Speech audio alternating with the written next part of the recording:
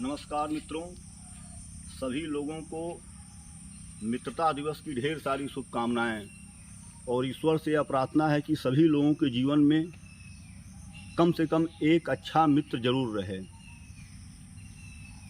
आज मित्रता दिवस पर मैं आप लोगों के बीच में मित्रता की एक अद्भुत मिसाल की कहानी लेकर के आया हूँ कि जो अपने आप में एक मित्रता का बहुत बड़ा उदाहरण है और मुझे लगता है कि मित्रता का इससे बड़ा उदाहरण कहीं और मिलना शायद संभव नहीं है।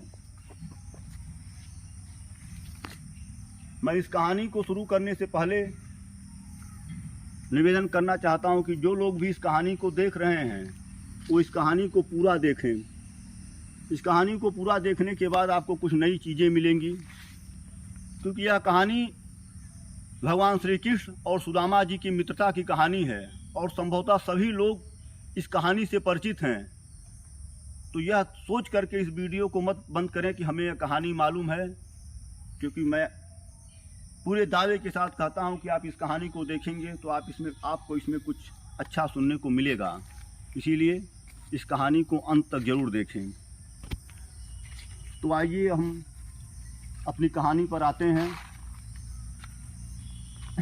कि भगवान श्री कृष्ण और सुदामा जी ये दोनों लोग संदीपनी मुनि के यहाँ एक ही साथ पढ़ते थे और दोनों लोगों में बड़ी मित्रता थी।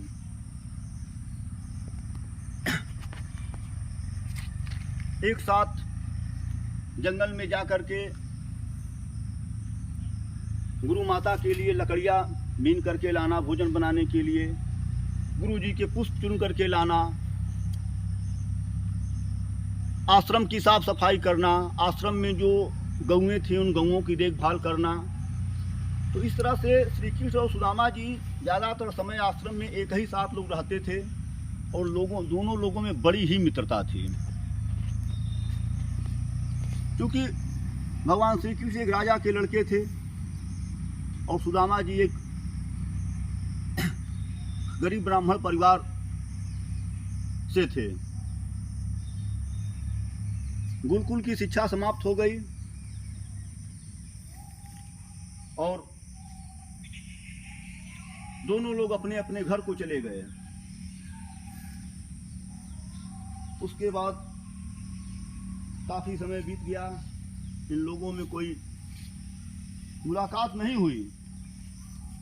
लेकिन मित्रता मुलाकात की मोहताज नहीं होती है। एक बार अगर मित्रता हो गई तो वह मित्र जीवन में कभी भी मत मिले तब भी मित्रता उसी तरह से रहती है। तो भगवान श्री कृष्ण और सुदामा की मित्रता का जो समय में जो दूरियां रहीं, जो लोग मिल नहीं पाए बड़े लंबे समय से, उससे मित्रता पर कोई भी प्रभाव नहीं पड़ा और मित्रता उसी प्रकार से प्रगाढ़ रही जिस प्रकार से बचपन में थी। धीरे धीरे भगवान श्री कृष्ण द्वारिका के राजा बन गए, द्वारिकाधीश बन गए और समय ने करवट ली और सुदामा जी का जीवन बहुत ही दुखमय हो गया। बड़े ही दरिद्रता का सामना करना पड़ा, आर्थिक स्थिति बहुत ही खराब हो गई, यहाँ तक कि भोजन के भी लाले पड़ गए। कभी भोजन मिलता था, कभी भोजन नहीं मिलता था। ऐसे रातें, तमाम ऐसे दिन सुदामा जी के जीवन में आ गए कि जब पानी पी करके सोना पड़ता था। बच्चे भूख से रोते हुए रहते थे और सुदामा जी और उनकी पत्नी की आंखों से आंसू, क्योंकि कुछ कर नहीं पा रहे थे, बेबस थे, अपने बच्चों के लिए भोजन तक की व्यवस्था नहीं कर पा रहे थे। अगर भिक्षा मांगते थे, भिक्षा में कुछ मिल गया तो वही भिक्षा उनके परिवार की जीविकोपार्जन का साधन थी।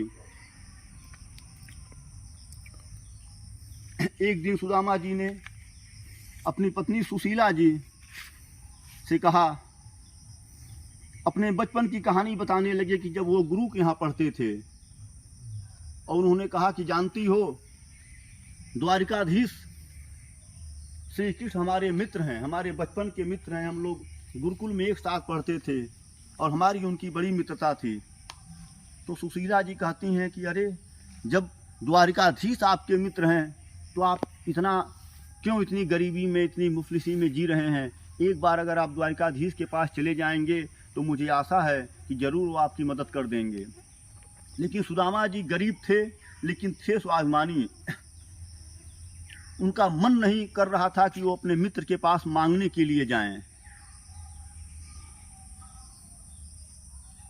लेकिन भूख, आदमी अपनी भूख बर्दाश्त कर लेता है, लेकिन जब उसके सामने उसके बच्चे जब भूख से बिलखते हैं तो टूट जाता है। एक शेर है कि तन की हवस मन को गुनहगार बना देती है, बाग के बाग को बीमार बना देती है, भूखे पेटों को देशभक्ति सिखाने वालों, भूख इंसान को गद्दार बना देती है, भूख इंसान को गद्दार बना देती है। और जब सुदामा जी ने अपने बच्चों को बिलखते हुए, भूख से तड़पते हुए देखा तो आखिर वे टूट ही गए। और उनकी पत्नी ने कहा, अरे अब तो चले जाइए, नहीं तो किसी दिन भूख से हमारे बच्चे बिलख करके मर जाएंगे। और अंत में सुदामा जी बुरी तरह से विचलित हो गए और कहे ठीक है मैं जाऊंगा। लेकिन जब जाने के लिए तैयारी हो गई तो तैयारी क्या करना था, सुदामा जी के पास कुछ था ही नहीं। शरीर पर कुछ फटे हुए वस्त्र थे, पैर में चप्पल भी नहीं था, शरीर सूख करके कांटा हो गया था, चेहरे की पूरी कांति गायब हो गई थी, चेहरे पर कोई चमक ही नहीं थी। तो सुदामा जी ने कहा कि मैं अपने मित्र के पास मिलने जा रहा हूँ और मेरा मित्र द्वारिकाधीश है, द्वारिका का राजा है। और यह हमारी प्रथा है कि जब हम किसी के यहाँ जाते हैं तो कुछ ले करके जाते हैं, कुछ भेंट ले करके जाते हैं। लेकिन हमारी स्थिति है कि हमारे पास खाने के लाले पड़े हुए हैं, तो हम क्या भेंट देंगे। अपने मित्र को जाएंगे तो मित्र के यहाँ कुछ अगर होंगे तो लोग कहेंगे यह कौन है। तो जब वो पता चलेगा कि यह द्वारिकाधीश राजा के मित्र हैं तो लोग कहेंगे यह कैसा मित्र है, दलिद्र ऐसा मित्र। ऐसे ही मित्र राजा के हैं, बड़े उधेड़ बुन में पड़े थे। कहे बताओ खाली हाथ कैसे जाऊं, घर में कुछ था ही नहीं, सारे बर्तन सब खाली पड़े हुए थे। तो सुशीला जी जाती हैं और बगल में जो उनके पड़ोसी हैं, अच्छे पड़ोसी हैं, जाकर कहती हैं कि हे बहन, हमारे पति एक जगह जा रहे हैं अपने एक मित्र के यहाँ और हमारे पास कुछ भी नहीं है कि जो वो अपने साथ लेकर के जाएं मित्र के घर, तो अगर कुछ हो तो दे दीजिए। तो उस पड़ोसन ने उन्हें कुछ तंदुल एक चावल होता है प्रकार का, वह तंदुल उन्हें दे दिया, थोड़ा सा तंदुल, और लेकर के आई। और उन्होंने कहा कि ये तंदुल जो है इसी को लेकर के आप चले जाइए। उस तंदुल को रखने के लिए कोई अच्छा बैग नहीं था, अच्छा झोला नहीं था, अच्छा फटे हुए कपड़े में उस तंदुल को बांध करके और सुदामा जी उस तंदुल की मोटरी को अपनी कांख में दबाए और अपनी लकुटी लाठी को लेकर के और चल दिए द्वारिकाधीश से मिलने के लिए। चल रहे हैं, पैर आगे बढ़ रहे हैं, मन में बड़ी बेचैनी हो रही है, सोच रहे हैं क्या जाऊंगा, कैसे बताऊंगा, कौन सा परिचय दूंगा। वो इतने बड़े राजा हैं, उनकी बेइज्जती तो नहीं हो जाएगी। मेरे जाने से तमाम प्रकार के भाव कभी रुक जाते हैं, फिर सोचने लगते हैं कि नहीं वापस हो जाऊं, ठीक नहीं है। मित्र के भले ही मैं इस गरीबी को बर्दाश्त कर लूँगा, लेकिन मित्र की बेइज्जती नहीं मैं करवाऊँगा जा करके, नहीं तो लोग द्वारिका में ही कहेंगे कि बताओ यह इतने बड़े द्वारिकाधीश हैं और ऐसा दलिद्र व्यक्ति इनका मित्र है। रुक जाते हैं, बैठ जाते हैं, फिर 2 कदम पीछे अपने घर की ओर चलते हैं, फिर उन्हें अपने परिवार की वेदना याद आती है, फिर वह भूखे बच्चों का चेहरा उनके सामने आ जाता है, फिर रुक जाते हैं, फिर पत्नी का वह कि जाओ, हो सकता है कि एक बार थोड़ी सी कृपा हो जाए तो हमारी भी गरीबी दूर हो जाए। फिर बेचारे मन मान करके फिर चलते हैं, सोचते हैं, रुकते हैं, चलते हैं, पैर बढ़ते नहीं है आगे, पैर जबरन जो है पैर को आगे बढ़ा रहे हैं, क्योंकि सुदामा जी हैं बड़े स्वाभिमानी, लेकिन गरीबी ने झकझोर दिया है, बच्चों की भूख ने उनको तोड़ दिया है अंदर से। और चलते चलते चलते चलते द्वारिकापुरी आ जाती है। जब द्वारिकापुरी में सुदामा जी प्रवेश करते हैं तो देखते हैं कि एक से एक घर, एक से एक लोग जो है सुंदर सुंदर वस्त्रों में, सुंदर सुंदर रथों पर बैठ करके लोग जा रहे हैं। तो सुदामा जी कहते हैं कि अरे बाप, यहाँ के सामान्य लोग इस तरह से जी रहे हैं, सामान्य लोगों का ऐसा घर, ऐसी व्यवस्थाएं हैं, वहाँ पर हमारे मित्र, जो हमारा मित्र है वह तो यहाँ का राजा है, उसकी कैसी व्यवस्था, उसकी घबरा जाते हैं देख करके। कहते हैं बताओ, मैं तो यहाँ के भिखारियों से भी बदतर मेरी स्थिति है, और मैं कैसे जाऊँ, कैसे बताऊंगा, कैसे महल तक पहुँच पाऊंगा। बड़े उधेर बूंद में सुदामा जी पड़े हुए हैं, मन कर रहा है कि अभी यहाँ से वापस हो जाऊं। लेकिन जब भी वापस होने का विचार सुदामा जी के मन में आता है, तभी उनके बच्चों का चेहरा उनके सामने घूम जाता है, और फिर किसी तरह से डरते हुए, सकुचाते हुए सुदामा जी अंततोगत्वा भगवान श्री कृष्ण के महल तक पहुंच जाते हैं, पूछते पूछते। और जब महल पर पहुंचते हैं तो महल के बाहर पहरेदार लगे हुए हैं, और जब सुदामा जी जाते हैं तो सुदामा जी की दशा, आहा, ऐसी दशा है कि देख करके लोगों को लगता है कि वो, लग रहा है कोई भिखारी जो है आ गया है। जाकर खड़े होते हैं, न शरीर पर वस्त्र है, फटा पुराना वस्त्र है, मैला कुचैला शरीर है, पाँव में चप्पल भी नहीं है, बेलाई फटी हुई है, ओठ सूखे हुए हैं, बाल बिखरे हुए हैं। देखने पर लग रहा है उनकी पूरा शरीर उनकी दीन अवस्था का चीख चीख करके कह रहा है कि कितनी गड़बड़ उनकी उस समय अवस्था है। जाते हैं तो द्वारपाल कहता है कौन है, तो कहते हैं मुझे एक बार द्वारिकाधीश से मिलवा दीजिए। तो वो कहता है कि द्वारपाल की क्यों, बताइए क्या है, द्वारकाधीश से क्यों मिलना चाहते हैं, प्रयोजन बताइए।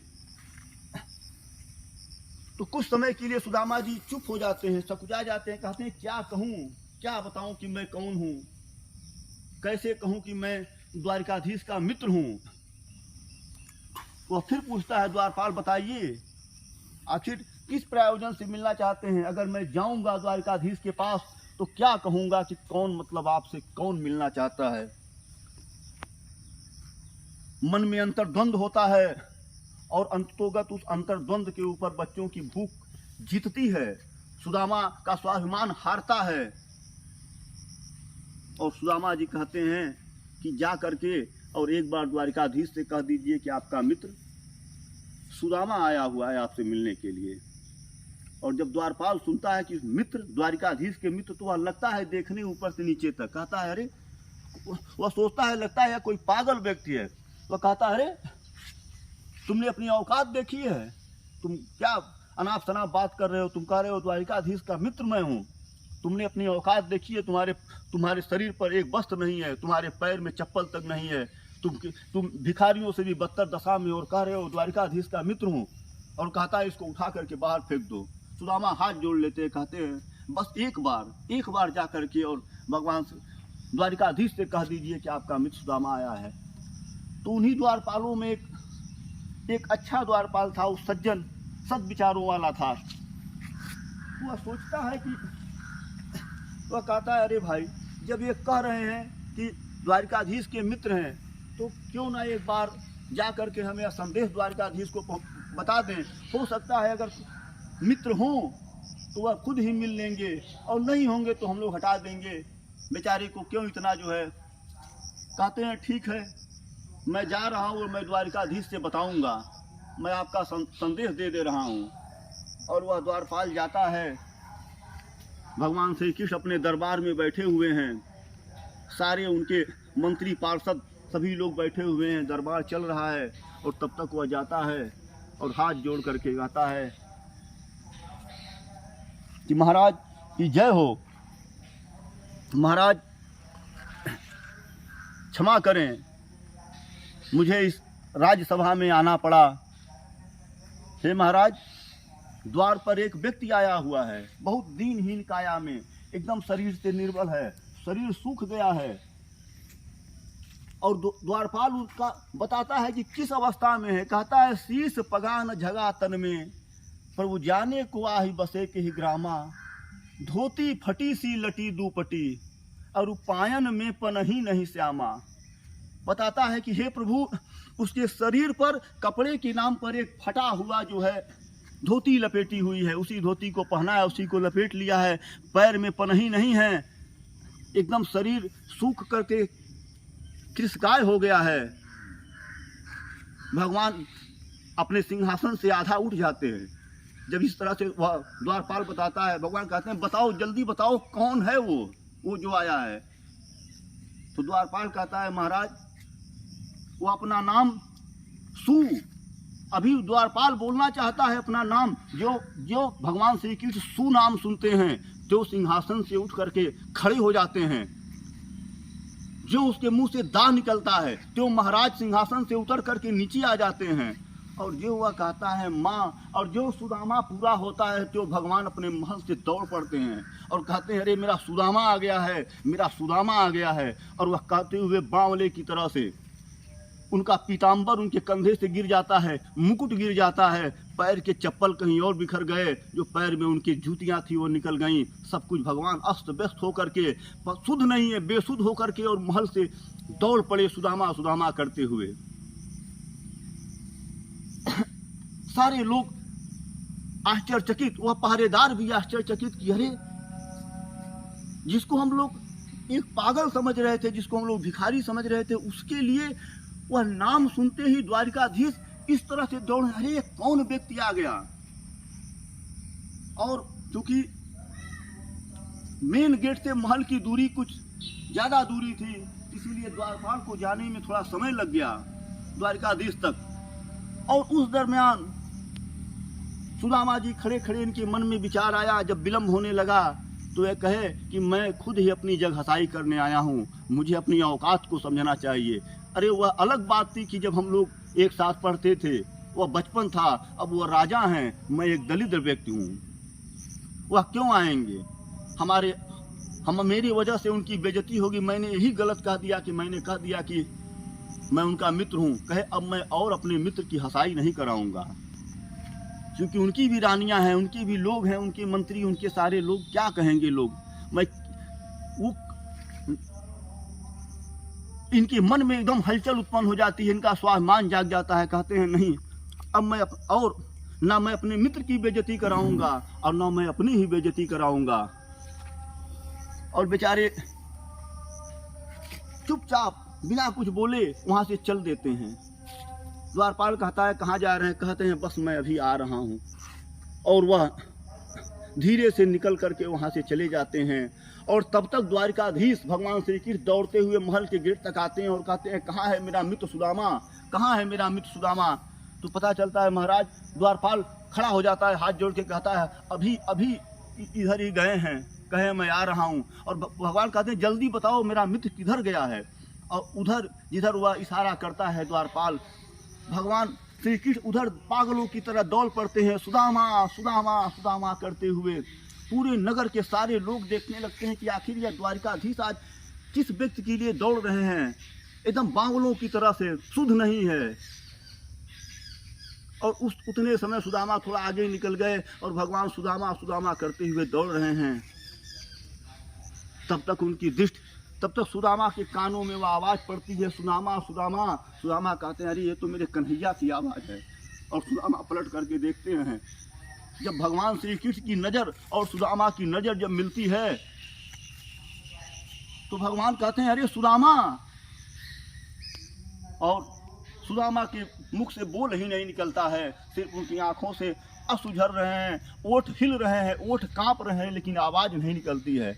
और भगवान दौड़ करके जो है जा करके और सुदामा को अपने अंक में भर लेते हैं। कहते हैं अरे मित्र तुम कहाँ थे, ये क्या तुम्हारी हालत हो गई है। और कहना ये बताओ कि तुमने जब संदेश भेजा द्वारपाल को बताने के लिए तो तुम क्यों वहाँ से चल दिए। सुदामा हाथ जोड़ लेते, कहते हैं हे मित्र मैं डर गया था, मुझे बड़ा डर लग रहा था कि आप यहाँ के राजा हैं और मैं एक दलित आदमी, एक भिखमंगा आदमी, और कैसे आपकी बेइज्जती हो जाएगी। आपकी बेइज्जती के डर से मैं चल दिया हूँ, क्योंकि मुझे कहा कैसे लोग क्या कहेंगे कि श्री कृष्ण का मित्र कैसा है, ऐसा मित्र श्री कृष्ण का है, आपकी बेइज्जती ना हो, इसी वजह से जो है मैं यहाँ से जाने लगा हूँ। और हे मित्र बस आप चले जाइए, क्योंकि आप मुझे अपने साथ ले जाएंगी तो आपकी बड़ी बेइज्जती होगी। लोग यही कहेंगे कि कैसा एक श्री कृष्ण का कैसा मित्र है यह सुदामा, यह दलिद्र व्यक्ति। भगवान श्री कृष्ण सुदामा को अपने बाह में भर लेते हैं और उनकी आंखों से नेत्र झलने लगते हैं। कहते हैं अरे सुदामा तू अभी तक नहीं सुधरा। अरे तू कह रहा है कि मेरी बेइज्जती हो जाएगी। अरे तू नहीं जानता है कि आज तुझसे मिलने के बाद मेरी इज्जत कितनी बढ़ जाएगी। अभी तक मेरी इज्जत कम थी, आज जब मैं तुझसे मिल गया हूँ तो आज के बाद इस द्वारिकाधीश की इज्जत बहुत बढ़ जाएगी हे मित्र।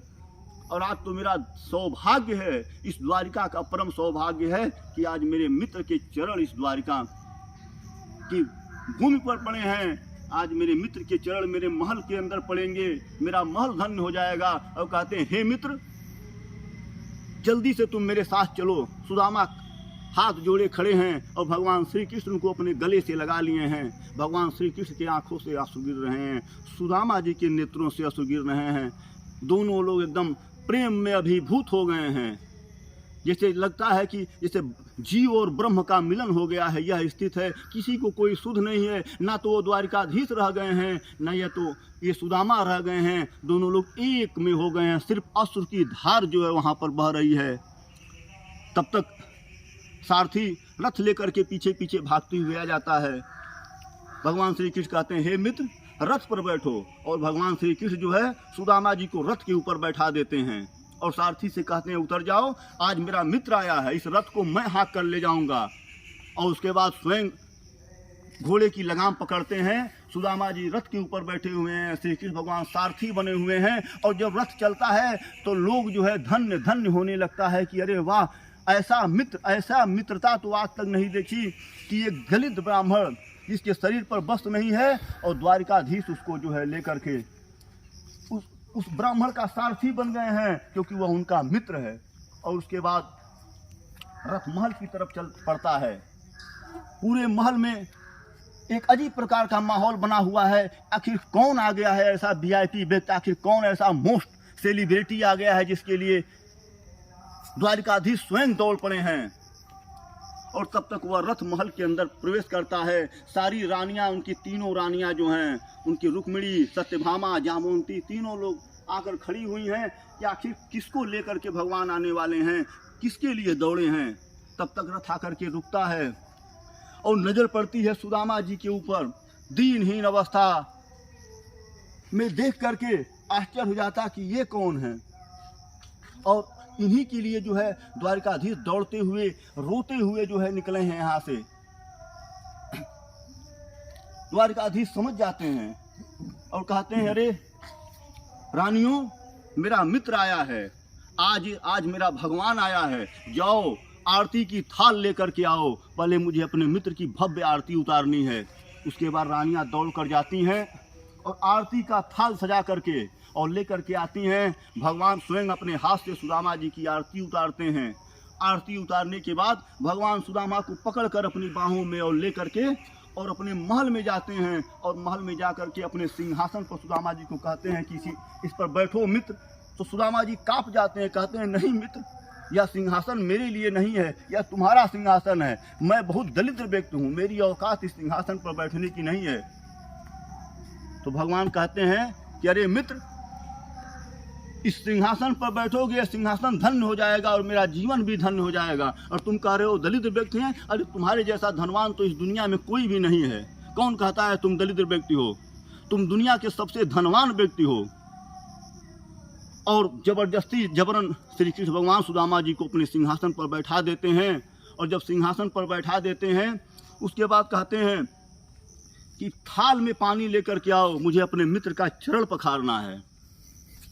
थाल में पानी आ जाता है। नौकर चाकर दौड़ते हैं कि राजा दीजिए महाराज, मैं चरण धो रहा हूँ। कहते हैं नहीं, यह परम सौभाग्य मेरा है और मेरा सौभाग्य मुझसे कोई नहीं छीन सकता है। रानी को भी हटा देते हैं, कहते हैं मैं अपने मित्र का चरण धोऊंगा। और उसके बाद सुदामा जी का पैर, उस परात का पानी आकर के रख जाता है। भगवान सुदामा जी के पैर को अपने हाथ में लेते हैं और जब लेते हैं तो जब पैर को इस तरह से करते हैं तो सुदामा जी का पैर एकदम बेवाइयों से फट गया है। पैरों में कितने कांटे चुभे हुए हैं और वह कांटे भगवान के हाथ में जब लगते हैं तो ज्यों ही वह कांटे लगते हैं त्यों भगवान की आंखों से झरझर झरझर नेत्र बहने लगता है। कहते हैं अरे मित्र, तुम इतने दिन तक कहाँ थे? ऐसी तुम्हें एक बार भी याद नहीं आया कि तुम्हारा एक मित्र है, मैं उसके पास चलूं? और बताओ, ये दशा जो है, इस दशा में तुम जो है और सुदामा जी कुछ बोल रहे हैं, सिर्फ रो रहे हैं। कह रहे हैं मित्र, मेरी हिम्मत नहीं हो रही थी कि मैं चलूं, किसी तरह से तुम्हारी भाभी के कहने पर अंतिम में मैं तब चला हूं जब मैं यहाँ पर आया हूँ। भगवान सुदामा जी के पैरों को पकड़ करके उनके तलुओं को सहरा रहे हैं और भगवान के नेत्रों से अश्रु गिरते जा रहे हैं और वह अश्रु सुदामा जी के चरणों पर गिर रहे हैं और भगवान उस परात के जल को हाथ भी नहीं लगाते हैं। इतना आंखों से अश्रु गिरता है कि उसी अश्रु से भगवान सुदामा जी के चरणों को धो डालते हैं। भगवान रोते रहते हैं और सुदामा जी के चरणों को धोते रहते हैं। परात के पानी को हाथ नहीं लगाए, असुवन के जल से पग धोयो। पानी परात को हाथ छुयो नहीं, असुवन के जल से पग धोयो। आंसुओं से भगवान जो है सुदामा जी का पैर धो देते हैं और जब उसमें से एक एक कांटे को निकालते हैं, उसको साफ करते हैं। उसके बाद भगवान अपने पीताम्बरी से, जो पीताम्बरी भगवान ओढ़े हैं, उसी पीताम्बरी से भगवान सुदामा जी के चरण को पोंछते हैं और कहते हैं मित्र, आज मैं धन्य हो गया कि आज तुम मेरे इस महल में आ गए। और उसके बाद सुदामा जी की बड़ी सेवा जो है होती है। सारे लोग और भगवान स्वयं सुदामा जी के सेवा में लगे हुए हैं, लग गए। उसके बाद सुदामा जी, भगवान ने देखा कि सुदामा जी अपनी कांख में कुछ दबा रहे हैं, तो भगवान ने कहा मित्र, तुम आए हो तो मेरे लिए कुछ लेकर के नहीं आए हो, जरूर भाभी ने कुछ दिया होगा। तो सुदामा जी कहते हैं नहीं नहीं, कुछ नहीं, मेरे पास कुछ नहीं है। सुदामा जी कहते हैं नहीं, भगवान कहते हैं नहीं, कुछ तो है, कुछ तो भाभी ने मेरे लिए दिया है, बताओ जल्दी दो कि मैं छीन लूं। कहते हैं अभी तक तुम्हारी चोरी की आदत नहीं गई मित्र। तुम जब संदीपनी मुनि के आश्रम में हम लोग पढ़ते थे तब भी तुम चना चोरी से खा गए थे। आज भी जो भाभी ने दिया है उसको तुम चोरी से जो है उसको अपने पास रखे हो, देना नहीं चाहते हो। सोचते हो मैं जाऊंगा तो अकेले खाऊंगा, लेकिन आज मैं तुमको अकेले खाने नहीं दूंगा, आज मैं छीन करके खाऊंगा। और जब वो कहते हैं मैं छीन कर खाऊंगा तो सुदामा जी मारे शर्म के जो है पीले पड़ जाते हैं। कहते हैं मित्र लो मत, कुछ है नहीं। कहते हैं नहीं, कुछ तो है तुम्हारी। सुदामा जी कहते हैं, जब वहाँ का सारा वैभव देखकर कहते हैं किस मुंह से यह मैं तंदुल दूं कि जिसको कुत्ता भी नहीं इस तंदुल को खाएगा, और वह तंदुल मैं द्वारिकाधीश को कैसे दूं। इनकी रानियां हैं, सारे लोग खड़े, क्या कहेंगे कि यही तंदुल, यही चावल लेकर के सुदामा आया है द्वारिकाधीश से भेंट करने। इसी उधेड़ बुन में थे, तब तक भगवान जबरन उनके कांख में हाथ डाल करके और उस चावल की पोटरी को छीनने लगते हैं। और इसी छीना झपटी में, चूंकि वह पुराने कपड़ों में चावल बांधा हुआ था, और वह चावल की पोटरी फट जाता है कपड़ा, और वह चावल जमीन पर वहीं पर गिर जाता है। भगवान कहते हैं वाह सुदामा, भाभी ने मेरे लिए दिया है और तुम लुकवा रहे हो आज मैं। और भगवान जो है उसी जमीन पर बैठ जाते हैं और उस जमीन पर गिरे हुए चावल को उठा करके खाने लगते हैं। भगवान एक मुट्ठी चावल उठा करके खा लेते। फिर भगवान दूसरा मुट्ठी चावल, कहा जाता है कि भगवान ने जब एक मुट्ठी चावल खाया तो सुदामा जी को एक लोक दे दिया। फिर भगवान दूसरा मुट्ठी चावल उठा करके खा लेते हैं, और कहा गया जब भगवान ने दूसरी मुट्ठी का चावल खाया तो सुदामा जी को 2 लोक दे दिए। और जब तीसरी मुट्ठी का चावल भगवान ने उठाया, भगवान सुदामा जी के प्रेम में जब अभिभूत हैं, तो रुक्मिणी जी ने भगवान का हाथ पकड़ लिया, बोले हे प्रभु कुछ हम लोगों के लिए भी प्रसाद छोड़िएगा। रुक्मिणी जी ने कहा कि ये तो लग रहा है प्रभु सब कुछ दे देंगे, स्वयं कंगाल हो जाएंगे। तो उन्होंने हाथ पकड़ लिया, कहा अब नहीं, अब यह प्रसाद हम लोगों के लिए छोड़ दीजिए। भगवान रुक जाते हैं। और उसके बाद भगवान बड़ी सेवा करते हैं सुदामा जी की। सुदामा जी कई दिन रहते हैं, लेकिन सुदामा जी कभी भगवान से अपने गरीबी के बारे में कुछ नहीं बताते हैं, ना तो कुछ मांगते हैं उनसे, ना कुछ कहते हैं मेरी मदद कर दीजिए। और कुछ दिन रहने के बाद फिर सुदामा जी कहते हैं एक दिन भगवान से कि हे मित्र, अब मुझे आज्ञा दो, घर पे बच्चे, तुम्हारी भाभी, सभी लोग इंतजार कर रहे होंगे, बहुत दिन हो गया, मैं तो यहाँ खुशहाल हूँ, पता नहीं वो लोग कैसे होंगे, तो मुझे जाना होगा। भगवान कहते हैं मित्र कुछ दिन और रुक जाओ। कहते हैं नहीं मित्र, बहुत दिन हो गया, कई दिन हो गए, अब मुझे अनुमति दो, मैं जाऊँगा। श्री कृष्ण भगवान कहते हैं, बड़ी सेवा करते हैं, बड़ा आदर करते हैं, और कहते हैं ठीक है मित्र, मैं तुम्हें रथ से भिजवा दे रहा हूँ। कहते हैं नहीं मित्र, रथ से नहीं, मैं जैसे मैं आया हूँ वैसे चला जाऊँगा, बस इतना ही कृपा, तुमने इतनी सेवा कर दी, बहुत है। भगवान उन्हें अनुमति दे देते हैं, कहते हैं ठीक है जाइए। सुदामा जी चल देते हैं। जब चल देते हैं, जब बाहर निकलते हैं तो फिर उनके मन में आता है कि कन्हैया ने तो कुछ पूछा ही नहीं, तो मैं क्या कहूँ, और कुछ मिला नहीं। सुशीला ने इस आशा से भेजा था कि भगवान मित्र के पास जाओगे तो कुछ मिल जाएगा, हमारी गरीबी ख़त्म होगी, लेकिन यहाँ तो कुछ नहीं मिला। कहते हैं खैर चलो, उन्होंने सोचा होगा कि अगर धन दे दूंगा तो सुदामा के अंदर अहंकार आ जाएगा, इसीलिए हमारे मित्र ने मुझे अहंकार से बचाने के लिए कुछ दिया नहीं है। और यही सोच विचार करते हुए सुदामा जी पहुंच जाते हैं अपने गांव। और जब अपने गांव जाकर देखते हैं तो जिस गांव से गए थे उस गांव में सजी टूटे फूटे घर, झोपड़ी, सारी चीज़ें जो हैं अस्त व्यस्त था, सभी लोग गरीब ही उस गाँव में थे। तो जब सुदामा जी जाते हैं देखते हैं तो वहाँ पर महल खड़े हुए हैं, अट्टारियाँ खड़ी हुई हैं। जहाँ सुदामा जी की झोपड़ी हुआ करती थी वहाँ पर भव्य महल बना हुआ है। और वो महल कैसा है, जैसा महल द्वारिकाधीश का था उसी प्रकार का महल वहाँ पर बना हुआ है। नौकर चाकर लगे हुए हैं, सारी व्यवस्थाएं।